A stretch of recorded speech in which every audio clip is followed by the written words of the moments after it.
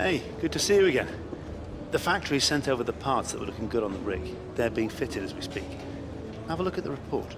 What is up, guys, and welcome back to a brand new video. Finally, we have some good news in the way of upgrades. The rear downforce has finally been fixed by Chris and the development team. I mean, great to see that you've actually finally done your job for once, but it's come at the cost of extra 500 resource points. But welcome, guys, to the Mexican Grand Prix. Today we have qualifying to deal with, and yeah, we're getting really close to the end of the season now. I can almost taste it. Bear in mind, I have also gone ahead and recorded the rest of Season 2, and I actually started Season 3 of Career Mode, just, you know, doing practice, and oh my god, we have an interesting car for Season 3. I'm not going to go any further than that, but yeah, I just want to ramp through as many of these episodes as what I can right now, but even still, the car looks really good right now.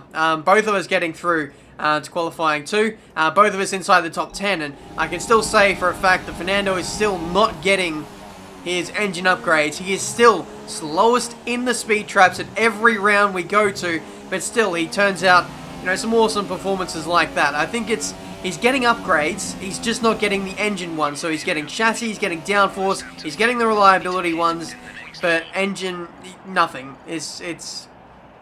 It's a bit of a shame, really, considering how bad the base McLaren Honda is in the straight line, and how much of a meme this car has become in real life, and Fernando's voicing his opinion of Honda and all that. But yeah, just kind of funny in a way to see that how it's still plaguing him in particular in the game, and he's the only one that's struggling. But yeah, either way, we'll carry on. This is Q2.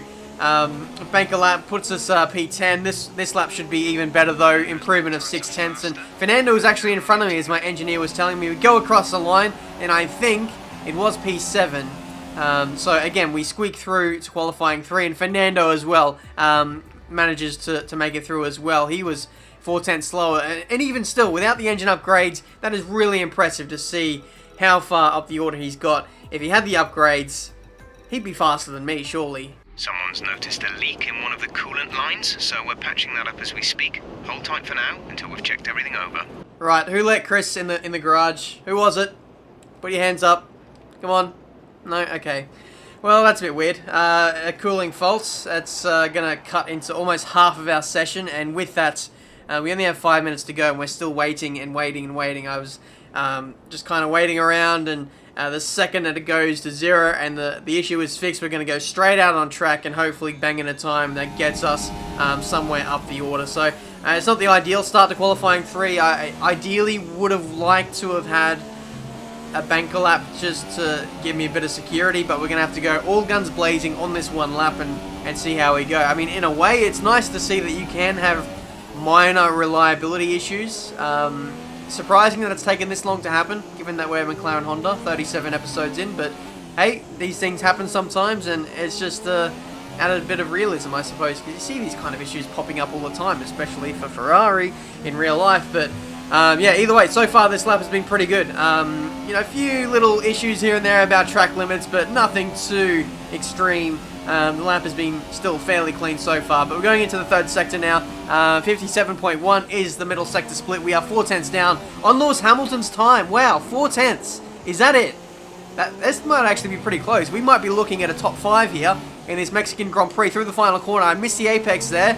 That's going to cost me about a 10th or so. As we go up to the line, where does this lap put us in the order? It's second place! Second place in the Mexican Grand Prix. No, I got too excited. I got way too excited. I was 9/10 away.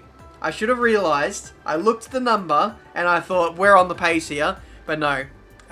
Turns out a lot of people probably didn't put in the best lap at the start of the session. I feel really embarrassed now for getting that excited. It's only 7th place. 1.2 seconds away. It's not too bad.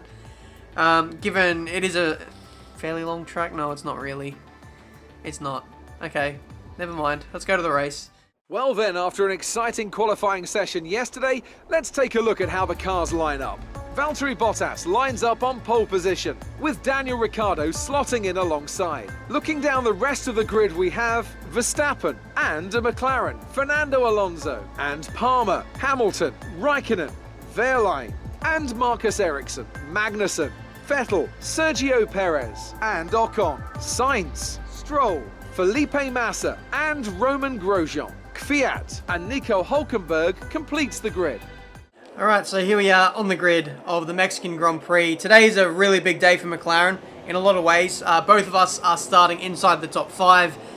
Today we really need to take away a lot of points for the Constructors fight. I believe we are in a very tight battle with Force India, and both of those guys are starting well outside the top 10. So I need to capitalize on this start. So does Fernando. Fernando especially. If he can, still retain his position at the end of the first lap, then that would be an absolute miracle. But here we go, ready for the start of the Mexican Grand Prix. 5 red lights, and we are underway for the third to last race of Season 2. Nice start, drawing alongside Daniel Ricciardo there. We fly past him. Hopefully we can get Verstappen as well. This is Lewis Hamilton on the left-hand side. He's got a really clear run into turn 1 as Verstappen opened the door for him. We go late under brakes into turn 1. We should be able to get Hamilton back, and we do. P3. Verstappen actually takes the lead of the Grand Prix briefly. It's him side by side with Valtteri Bottas, and I think Bottas might come out on top there with that Mercedes straight line speed OP, but nice start.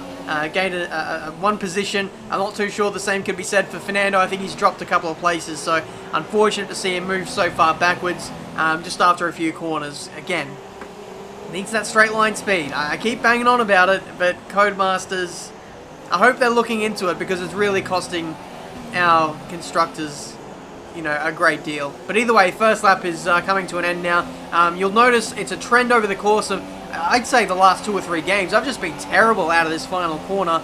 It might just be the AI, because they just get a super run out of there every single time. But for us, we're able to make use of the slipstream on Verstappen. We smash right past him, and that is us up into second place. No, Verstappen comes back and it's under brakes, but no, we have a more flowing run around the outside, and that is job done. Next up, Valtteri Bottas. If I'm being completely honest, trying to charge after him might be a little bit unrealistic. Fernando's in P10 at the moment. Our gap to our teammate is 3.5 seconds. They're on fresh ultra softs. Okay, so Fernando in P10 at the moment. He's already dropped 5 places on the first lap, and I think that's only going to continue after the DRS gets enabled. It's just the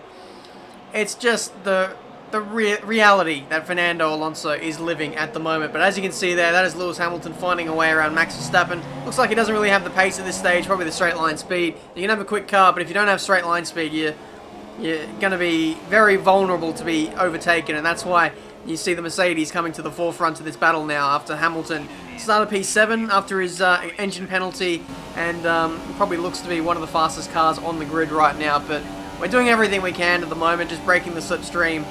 Even though he has DRS, didn't make sizable gains on us there, so that was pretty encouraging to see. But Bottas is now in at the end of lap 7, I believe, and going on to another set of ultra soft tyres. So this says to me he's either on a 2 or 3 stop race in this Grand Prix. The tyre wear is usually quite harsh around this place, and I wouldn't expect anyone to be able to pull off a 1 stop around here.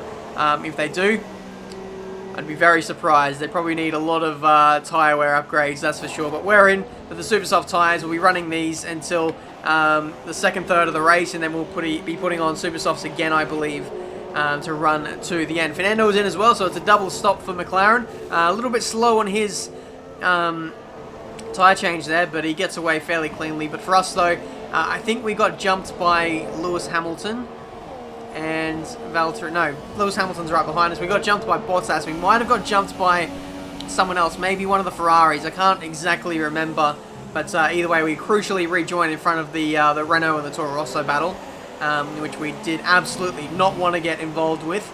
But Hamilton will have to, dispatch of those guys fairly quickly. We catch up to the back of Massa. That Williams is really slow. Following them for half a lap, it was really depressing to see how slow they are. They are in some of the corners. Again, this is Stroll now getting a bit of dirty air. It's not as drastic as online. I've said this before, but yeah, in career mode, the dirty air is a lot more bearable, but you can still feel it sometimes. But either way, watch Stroll as we go through this third sector. Williams are really, really slow in the slow speed stuff, and that's why they're absolutely terrible at places like Singapore and Monaco, especially in real life. And that is why their chassis is just horrible. It just is. But yeah, with getting held up by both the Williams, especially Stroll there in the third sector, that allowed Raikkonen to catch right up to the back of us. And now it's going to be a bit of a ding-dong battle between the two of us. Raikkonen can't even make gains on us in a straight line. That's his That's pretty incredible to see. We did have DRS though, and we were running in rich revs. I can't say the same for Kimi, but if he was running in rich revs, that'd be very interesting to take note of, especially since he was in the slipstream too. But again, here comes Raikkonen, has a much better run this time into the middle sector, and this was us just holding our position around the outside, went in very deep there, and managed to hold on. Nico Hulkenberg is out of the Grand Prix. We might see a safety car, we might not. I've got to say, I haven't seen many safety cars on F1 2017. When they do come out, they're a real rarity, and I really enjoy seeing them now, because you just never see them. But we carry on to lap 14. I think Raikkonen has finally put it up into rich revs, because he just flew right past us there like we were standing still. But again, we got the inside. Still there. We've got to leave him a bit of space on the inside as well. This is really hampering our progress. When you go side by side through those chicanes, the apex speed is just not great. You can see Grosjean up ahead on all tyres just getting away while we were constantly battling there. We got the inside of Raikkonen. I don't think we can make this move stick, and we can't. So Raikkonen holds on to P4, and we'll just hopefully follow him through if we can. But yeah, it seems like Raikkonen has really good pace at this stage. He already catches up to the back of Grosjean on the next lap. He goes up his inside. Again, these guys are going to battle through here, and you can just see the amount of time we gained through there. It was a lot worse on previous F1 games. The AI would just completely run off the track and lose about 5 seconds running side by side through there, but good to see that they can actually race there. But meanwhile, for us, we ran wide in the middle sector, just in the the wake of Romain Grosjean. We might have a look up the inside here. He's going a bit slow on his old super soft tyres, leaving space on the inside, and that is job done into P4. So yeah, a lot of people on different strategies. Some people attempting a 1 or a 2 stop. I don't think the 1 stop is really going to work around here.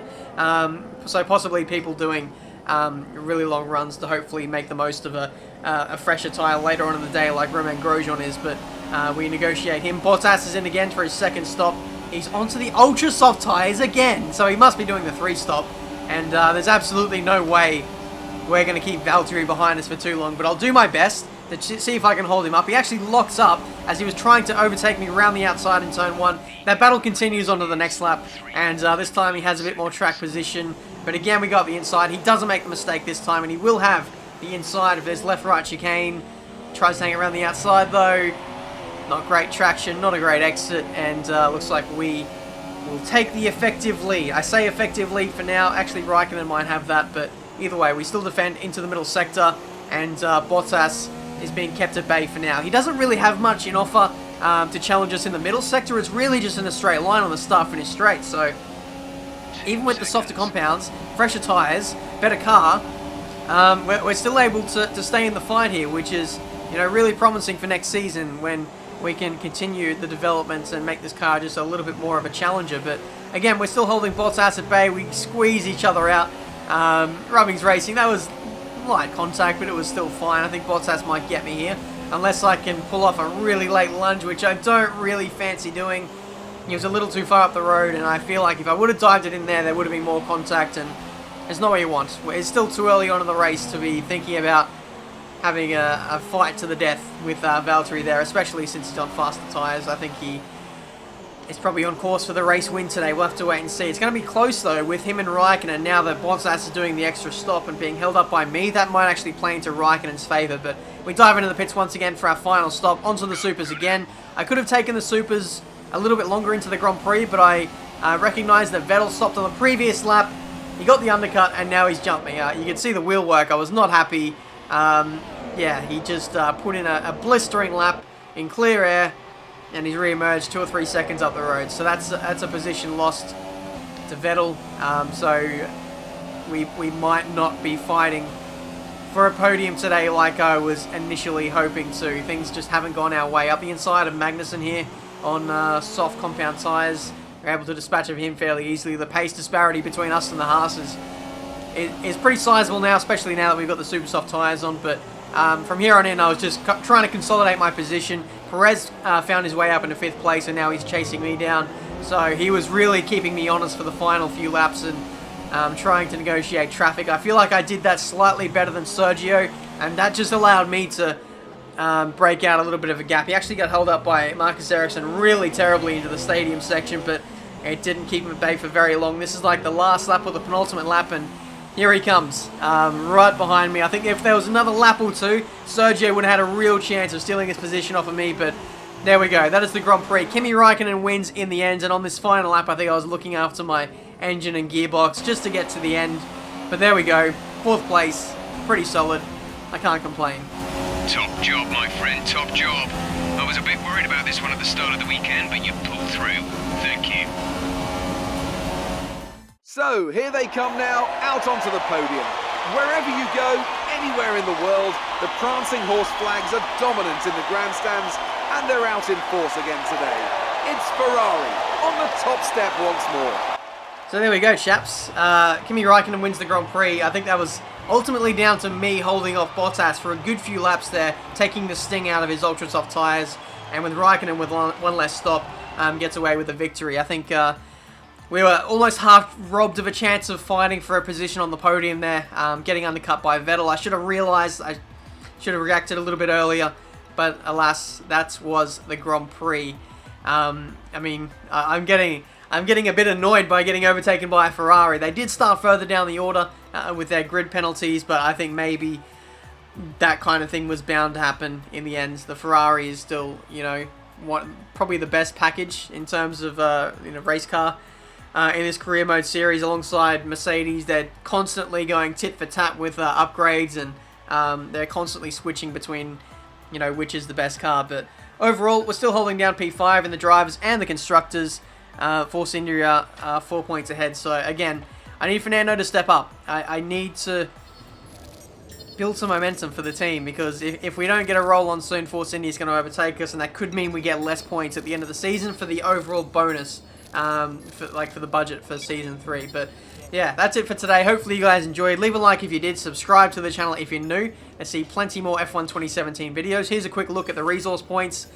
We have 900 odd now, so I think I might spend some points on weight reduction. I want to put myself in a position when we get to the end of the season where I can do a couple of major upgrades, and so by doing this minor upgrade now, that will leave the major upgrade for weight reduction free for us to tackle over the off-season. And doing the major upgrades in the off-season allows you to just get those upgrades on straight away. And I believe that there's like 100% success rate of those going on the car. So I want to put myself in a position to do that. And also the major engine upgrades. So we should hopefully see some major gains heading into Season 3. But that's it for today. 2 races left to go. Hopefully we finish 4th in the Constructors. Going to be a real tough fight. We'll see how we go. Until then, I'll see you next time.